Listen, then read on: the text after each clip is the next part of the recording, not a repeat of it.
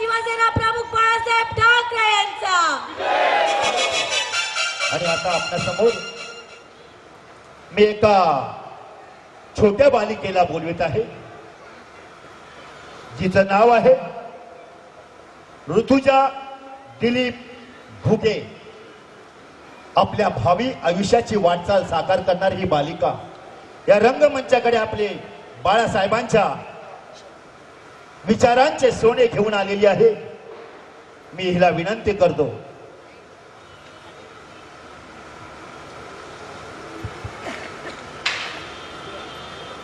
आजच्या कार्यक्रमाचे संयोजन ज्यांच्या कर्तृत्वातून होत आहे ते माजी नगरसेवक सातमकर साहेब, नगरसेविका रणरागिनी प्रणिताताई वागदरे व शाखा प्रमुख प्रकाशभाई। नानाविधी उपक्रमांचं व लोकमानसांच्या विचारांचं जागर घडविण्याचं कार्य इथे सातत्याने चालू आहे।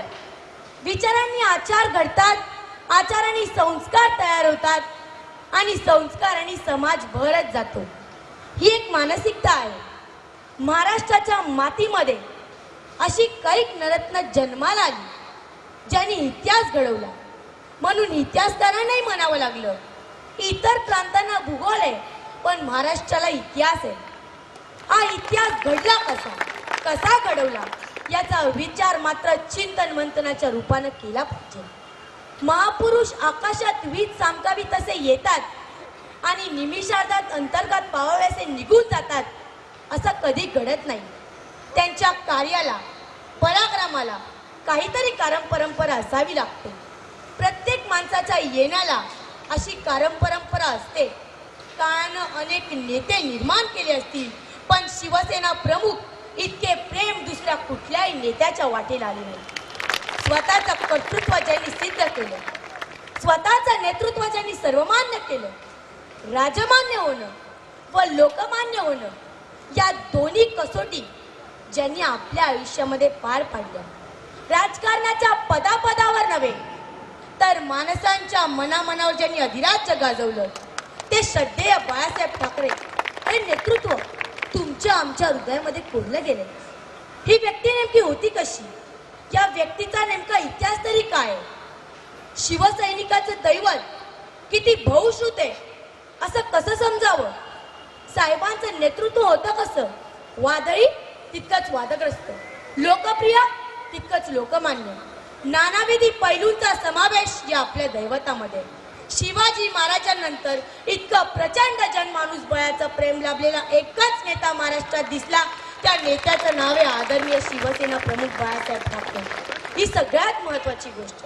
काही माणसं स्वतःसाठी जगतात, काही माणसं इतरांनी सांगितलंय म्हणून जगतात, काही माणसं जगायचंय म्हणून जगतात, काही माणसांना मरण येत नाही म्हणून जगतात, काही माणसं आता जन्माला आलोय तर जगून बघू असं म्हणत जगतात, पण काही माणसं इतरांसाठी जगतात, अशी इतरांसाठी जगणारी माणसं फार दुर्मिळ असतात। अशी माणसं ज्या समाजाला लाभतात तो समाज भाग्यवान असतो, त्या समाजाला कधी भिकेचं डोहाय लागत नाही।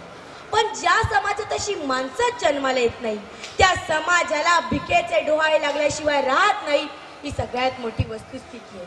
महाराष्ट्र मला भाग्यवान वाटतो तो एवढ्यासाठी की आदरणीय शिवसेना प्रमुख महाराष्ट्रात जन्माला आले, ही सगळ्यात महत्वाची गोष्ट आहे। बंदुकीच्या बळावर आणि हंटरच्या जोरावर वाघांना माणसासारखं शिकवणारे काही रिंग मास्टर आपण बघितले, पण बंदुकी शिवाय आणि हंटर शिवाय माणसांना वाघासारखं जगायला एकाच वाघाने शिकवलं, ते आपल्या दैवताचं नाव आहे बाळासाहेब ठाकरे। महाराष्ट्राचा ध्वज होता भगवा, संत आणि सत्ताधारी हाच भगवा ध्वज खांद्यावर घेऊन नाचत होते। वारकऱ्यांच्या आणि धारकऱ्यांच्या दिंड्यांना हाच ध्वज प्राणापलीकडे पूज्य होता।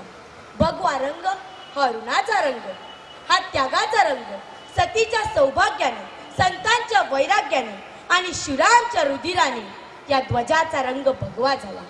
वैभव आणि वैराग्य, सत्ता आणि सेवा यांचे आदर्श निर्माण करा म्हणून आदेश देणारा, अग्नीच्या ज्वालेसारखा फडफडणारा ध्वज सहस्रवधी वर्षांचा तेजस्वी इतिहास आहे। शिवाजी महाराजांच्या नावाची बिरुदावली लावणारे, स्वतःला मराठी म्हणवणारे महाराष्ट्राचे अनेक नेते होऊन गेले आणि आहेतही, पण मराठी मनाची अस्मिता जागवणारा आणि स्वाभिमान जोपासणारा परम श्रद्धेय साहेबांसारखा महान नेता जगात आजवर झाला नाही. आणि म्हणूनच जे शिवसेनेचे नाही किंवा राजकीय संदर्भही ज्यांना नाही, त्या महाराष्ट्रातील सामान्य माणसालाही शिवसेना हवी असे वाटते. हेच आपल्या साहेबांचे यश. इतर राजकीय पक्ष घरात एक, राजकारणात दुसरे आणि भाषणात तिसरे अशी जी राजकीय लबाडी करतात ना, ती लबाडी आपल्या साहेबांनी कधी केली नाही. साहेबांच्या शक्ती सामर्थ्यामध्ये एक अत्यंत महत्वाचा गुण होता, तो म्हणजे त्यांनी सत्तेचा मोह स्वतःसाठी कधीच ठेवला नाही आणि तेच बाळकडू त्यांनी आपल्या उद्धव साहेबांना पाजले आहे. राजकारण करताना साहेबांनी कधी सत्तेची गुलामी स्वीकारली नाही. साहेब हे स्वयंभू सत्ता केंद्र बनले. कोणत्याही सत्तेचा पदाचा मोह त्यांनी धरला नाही, पण सगळ्या सत्ता केंद्रांना आपल्या पायाशी लोळान घ्यायला लावले. सत्तेच्या मोहापासून दूर राहणे ही गोष्ट दिसायला बोलायला सोपी असली तरी व्यवहारात अतिशय कठीण आहे. जगात ज्या ज्या नेत्यांनी संघटन बांधले किंवा संघटनेचे जे जे प्रमुख झाले, त्यापैकी कोणी सत्तेपासून दूर राहण्याचा चमत्कार दाखवला नाही. रशियाचे स्टॅलिन आणि लेनिन देखील यात आले, पण साहेबांना कधी सत्तेचा मोह झाला नाही. मराठी रयतेचे व शिवसैनिकांचे अभूतपूर्व प्रेम लाभलेला जगविरहित महानेता, वर्तमानाशी झुंज घेणारा, मराठी रयतेचं भविष्य काय घडवणारा. जगाचा इतिहास पाहिल्यानंतर बऱ्याच ठिकाणी चळवळीतून नेते उदयाला आलेली दिसून येतात, परंतु श्रद्धेय बाळासाहेब या व्यक्तीतून एक मोठी चळवळ आणि वादळ उभे करण्याचा चमत्कार घडला. साहेबांनी निधड्या छतीचे राजकारण केले. विश्वासघाताच्या राजकारणाला कधीच तडा दिला नाही. साहेब म्हणजे सोचोटी व प्रामाणिकपणाचा अखंड भडकणारा दगदगता अग्निकुंड. साहेब म्हणजे क्रांतीची ज्वाला आणि त्या ज्वालेतून फक्त राष्ट्रभक्तीच्याच चिंध्या उडाल्या. महाराष्ट्राच्या अस्मितेवर आणि हिंदुत्वावर येणारे संकट साहेबांनी ओळखले. आक्रमक विचार मांडला आणि राष्ट्राभिमानाचा अंगार चेतवला. इतर राजकीय नेत्यांप्रमाणे सूतगिरण्या, साखर कारखाने, सहकारी बँका, शैक्षणिक संस्था काढल्या नाही. राजकारण करताना साहेबांनी कधी जातीपातीचे राजकारण केले नाही. शिवसेना सोडून महाराष्ट्रातल्या सर्व राजकीय पक्षांनी जातीच्या राजकारणाला सतत चालना दिली, पण साहेबांनी हे राजकीय पाप कधीच केले नव्हते. 18 पगड जातीची, 12 बोलते दाराची, सुतार, लोहार, चांभार, नावी, जोशी, मुलानी, गुराव, दंगर, वाणी, साई, माई, कोळी सर्व जाती आणि समाजाला सन्मानपदी बसवले. खऱ्या अर्थानं तेला तांबोळ्यांचे कैवारी बनले. सामान्यतः सामान्य माणसाला राजकारणात सामावून घेतले. उपेक्षित जात, पोट जातीतून महाराष्ट्राच्या डोंगर दऱ्यातून आलेल्या माणसाला प्रेम दिले. मुंबई सारख्या शहरात चाळीत व झोपड्यात राहण्याच्या मनगटात लढण्याचे बळ दिले. शूर आणि वीर घडवण्याचे अजब रसायन म्हणजे साहेब. बाबरी अयोध्येत कोसळतात. मुंबईत बेफाम झालेल्या धर्मांधर दंगलखोरांवर जरा बसवली ती साहेबांनीच. हिंदूंनो, आपले तिसरे नेत्र उघडा असा संदेश देऊन त्यांनी हिंदूंना प्रतिकारासाठी सज्ज केले. शिवसेना नसती तर 1992च्या दंगलीतील हिंदूंचे शिरकाण झाले असते, मंदिरे भुईसपाट झाली असती, आया बहिणीची बेआबरू झाली असती. हे सगळं होण्यापासून आदरणीय शिवसेना प्रमुखांनी वाचवले.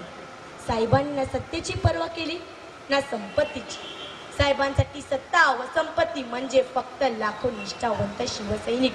मराठी रयतेची भक्कम एकजूट हेच त्यांचं धन. हिंदुत्वाची मजबूत हीच त्यांची शक्ती. साहेब म्हणजे शौर्य आणि धैर्य. साहेब म्हणजे संघर्ष.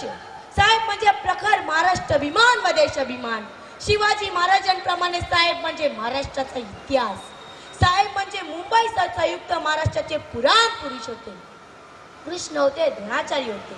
महाराष्ट्रात येण्यासाठी आक्रोश करणाऱ्या बेळगाव, कारवार, निपाणी, भाळकी, खानापूर, बिदर सीमा भागातील मराठी बांधवांचे धनुर्धारी अर्जुन होते. गदाधारी भीम होते. ते हिंदूंच्या गळ्यातील ताईत होते. ते महाराष्ट्राच्या मस्तकाल वैभवाचे मुकुट होते. साहेब म्हणजे महाराष्ट्राचे राजे सिंहासन व मराठीचे छत्र होते. साहेब हे समस्त पिछलेल्या अन्यायग्रस्ताच्या देवाऱ्यातील विठ्ठल होते. साहेब म्हणजे अन्याय विरुद्ध भूमी गदगदा हलवणारे तांडव होते. साहेबांनी शून्यातून शिवसेनेचे ब्रह्म निर्माण केले. साहेबांच्या जीवनातील तपस्या म्हणजेच शिवसेना. शिवसेनेच्या माध्यमातून साहेबांनी गोर गरिबांना राजकारणात मोठी पदे आणि प्रतिष्ठा मिळवून दिली. साहेबांचा आशीर्वाद आणि स्पर्श लाभला तर जीवनाचे सोने होते. म्हणूनच बहुजन समाजातील गोर गरिबांना शिवसेना आणि साहेब लय वाटते. महाराष्ट्राला जेव्हा जेव्हा ग्लानी आली तेव्हा तेव्हा महाराष्ट्रात शालिवान छत्रपती शिवाजी महाराज, लोकमान्य टिळक आणि आदरणीय श्री बाळासाहेब ठाकरे उदयाला आले. आज मुंबई महाराष्ट्रात आहे आणि संयुक्त महाराष्ट्र टिकून आहे याचे श्रेय एकट्या नेकट्या साहेबांनाच. 95 साली राज्य जिंकून आणलं पण राजे बनले नाही. साहेबांनी शौर्य गाजवलं पण त्या शौर्यास अहंकाराची वाळवी लागू दिली नाही. साहेब श्रद्धेला महत्व देत पण अंधश्रद्धास कडाडून विरोध. धर्म मानत पण धर्मातल्या कर्मकांडांना त्यांची मान्यता नव्हती. साहेबांनी राजकारणापेक्षा राष्ट्रकारणाला महत्व दिले पण सध्याच्या राजकारणाने राष्ट्रकारणावर मात केली. रयतेच्या हृदय सिंहासनापेक्षा सत्तेच्या सिंहासनासाठी चढाओढ सुरू आहे. सत्तेच्या सिंहासनावर अनेक राजकारणी येतात आणि जातात. निवडणुका संपत्तीच्या बळावर जिंकतात. त्यांची दखल भविष्यात घेतली जात नाही. अशा नेत्यांना इतिहासाच्या पानावर एखादा कोपराही मिळत नाही. पण समाजाच्या भल्यासाठी, सर्वसामान्यांच्या कल्याणासाठी आणि राष्ट्राच्या उद्धारासाठी जे सर्वस्व पणास लावतात असे मोहरे मात्र कायम लक्षात राहतात. विश्व हिंदू हृदय सम्राट हे व्यक्तिमत्व त्यापैकी एक आहे. अशी व्यक्तिमत्व शतकातून एकदाच निर्माण होतात व आपल्यासोबत समाज आणि देशही घडवतात. मी राहून विचार करते. मगाशी मी सांगितल्याप्रमाणे बघा ना, शिवसेनेला सारं काय मिळालं. सत्तेत सुद्धा आली 95ला शिवसेना, मुख्यमंत्री सुद्धा झाले शिवसेनेचे. पण श्रद्धेय साहेब ही एकमेव व्यक्ती आहे जी सत्ता पदावर कधीही गेली नाही. हे फक्त इतिहासामध्ये भगवान श्रीकृष्णालाच जमले, बाकी ते कुणालाही जमले नाही, कुणालाच नाही. अहो, त्या कृष्णाला कंसाला मारलं पण मथुरेची सत्ता स्वतःच्या ताब्यात नाही घेतली. तिथं वसुदेवाला बसवलं. त्यांनी पांडवांना राज्य जिंकून दिलं पण पांडवांच्या राज्यावर स्वतःचा हक्क नाही सांगितला. तिथं पांडवांनाच सत्ता दिली. कैक राज्य उभारली कृष्णानं पण तरीही भगवान कृष्ण सत्ता पदापासून अलिप्तच राहिला. ही अलिप्तता ज्याला साधते ना त्याला आयुष्याचं मोल करतं. साहेबांना आयुष्याचं सगळ्यात मोठं तत्वज्ञान कळालेलं. ही अलिप्तता, ही सतर्कता या युगपुरुषाला कळाली. ही सगळ्यात महत्वाची गोष्ट आहे. आम्ही शिवाजी महाराजांना संन्यस्त योगी म्हणतो, श्रीमान योगी म्हणतो, श्रीमंत योगी म्हणतो. श्रीमंत आहे तरी योगी आहे. मला आदरणीय साहेबांचं वर्णन या 2च शब्दात करूशी वाटतं, श्रीमंत योगी. सगळं हाताशी आहे तरी या सगळ्यापासून योग्यासारखा योग पुरुष बाजूला आहे. ही सगळ्यात महत्वाची गोष्ट आहे. दसरा मिळावेल विचारांचं सोनं लुटायला मी शिवतीर्थावर हजर होते पण तिथंच चावू लागलो. माणसांच्या काळजाचा ठोका चुकला. साहेब दसरा मेळाव्याला पहिल्यांदाच नव्हते. ही गोष्ट माणसांच्या नजरेत बनली. साहेबांचा टेलिकास्ट दाखवण्यात आलं. त्यात त्यांनी शब्दप्रयोग केला. माझं शरीर आता माझी प्रयोगशाळा झाली आणि पुढच्या काही गोष्टींचा संकेत त्यांनी त्या वाक्यात दिला. तरी साहेब लढताय. पराभव त्यांना मान्य नाही. हार कधी त्यांनी स्वीकारलीच नाही. लढत राहिले. हाच त्यांचा जीवन धर्म आहे. बघता बघता ऐन दिवाळीत साहेबांची प्रकृती बिघडल्याच्या बातम्या आणि संपूर्ण हिंदुस्थानची तब्येत पूर्णपणे बिघडली. केवळ हिंदुस्थानातच नव्हे तर 7 समुद्रपार अमेरिकेतल्या मराठी माणसांनाही साहेबांना दीर्घ आयुष्य लाभो याकरिता प्रार्थना सुरू केल्या. साहेब राहावे, उदंड जगावे, प्रार्थना सुरू झाल्या. देव पाण्यात ठेवू लागले. आई वडिलांची सेवा करत असताना पुंडलिकाने पांडुरंगाला विटेवर उभे करून ठेवले. मराठी रयतेच्या हितासाठी 46 वर्ष लढणाऱ्या साहेबांनी 3 दिवसीय मराठ्याला मातोश्रीवर उभे करून ठेवले. 17 नोव्हेंबर वेळ 3:30 साहेब गेले. उभ्या महाराष्ट्राला पोरकं करून गेले. दादांचा बाळ गेला, रमाबाईंचा बाळ गेला, मीनाताईंचे साहेब गेले. महाराष्ट्राचा महाराजा गेला. मराठी मनाची अस्मिता बाळासाहेब ठाकरे ते गेले.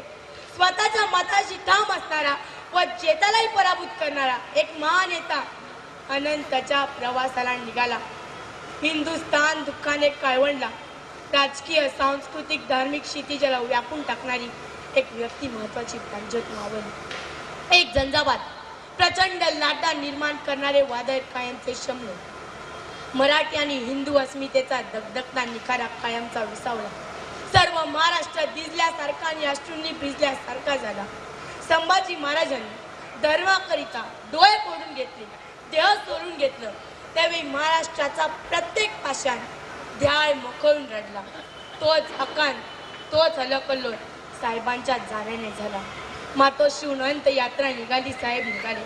महाराष्ट्राचा महाराजा निघाला. महाराष्ट्रामध्ये ज्यांनी शिवरायांचं कर्तृत्व पुढे अधोरेखित केलं आणि मराठी माणसाला न्याय दिला, असा मराठी माणसाचा महानेता निघाला. बघता बघता अंत यात्रा शिवतीर्थावर आली. उद्धव साहेबांनी अग्नी दिला आणि ज्वाला झेपावू लागल्या. त्या ज्वाला होत्या विचारांच्या, आचारांच्या, कर्तृत्वाच्या, नेतृत्वाच्या आणि अफाट संघर्षाच्या. साहेब लढत राहिले, झगडत राहिले. लढता लढता मृत्यूने साहेबांपुढे पराभव स्वीकारला. असा महानेता आदरणीय शिवसेना प्रमुख बाळासाहेब ठाकरे काळावर हाताची ठसठशीत मुद्रा उमटवून नापरतीच्या मोहिमेवर निघाले. उभ्या आयुष्यात काय कामवलं साहेबांनी? शिवतीर्थावर जमलेली 25-30 माणसं कुणी आपल्या घरातलेच गेलं. या भावनेनं, हे अफाट प्रेम, हा अफाट स्नेह, हा प्रचंड जिव्हाळा, हा उदंड उदंड प्रेम करणारा समुदाय. आयुष्याची शिदोरी हीच ना? खरं तर साहेब गेले नाहीतच. साहेब इथेच आहे, प्रत्येकाच्या मनामनात, प्रत्येक काळाच्या क्षणाक्षणात आणि महाराष्ट्राच्या मातीच्या प्रत्येक कणाकणात. सह्याद्रीच्या शिखरावर मान वर करून बघा, मान वर करून शिकायला, बघायला शिका असं म्हणणारे विश्व हिंदू हृदय सम्राट सरसेनापती शिवसेना प्रमुख बाळासाहेब ठाकरे त्याच शिखरावर उभे राहताना दिसतील. धन्यवाद. जय हिंद, जय महाराष्ट्र.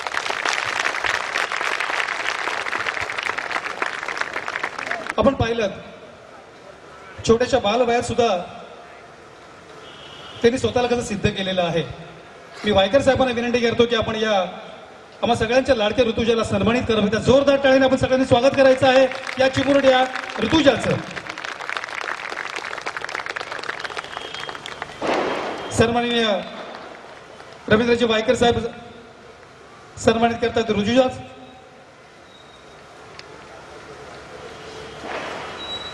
धन्यवाद वायकर साहेब.